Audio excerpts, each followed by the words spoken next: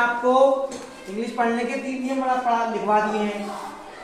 ए के उच्चारण के 3 नियम लिखवा चुका हूँ। चौथा नियम क्या कहता है, जब किसी वर्ड या शब्द में ए के बाद आर आए तो ए को बढ़ाना पड़ते हैं। जी सर।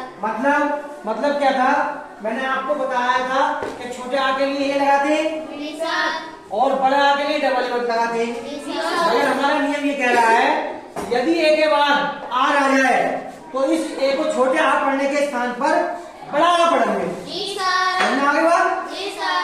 अगर आप ये सारे नियम धीरे धीरे याद कर लोगे तो कब आपसे इंग्लिश पढ़नी आ जाएगी आपको पता भी नहीं चलेगा। फिर जो है आलम सर की तारीफ करोगे, सर ने हमें इंग्लिश पढ़ने सिखा दी और तुम हमें से आ जाएगी। अब देखो इसकी शॉर्ट ट्रिक बना ली हमने कि ए के बाद अगर आर आ रहा है तो छोटा आर पढ़ के बड़ा आ पढ़ेंगे। जैसे ए आ रही आ, अगर हम जो मैंने आपको बताया था शुरू में, अगर उस हिसाब से पढ़ेंगे क्या पढ़ेंगे, अर, इसे पढ़ेंगे बड़, इसे पढ़ेंगे पर, इसे पढ़ेंगे सर, इसे पढ़ेंगे मच, इसे पढ़ेंगे डर। तो जबकि नियम हमने बताया कि यदि ए के बाद आर आ रहा है तो छोटा आ को न पढ़ के बड़ा आ पढ़ेंगे। आर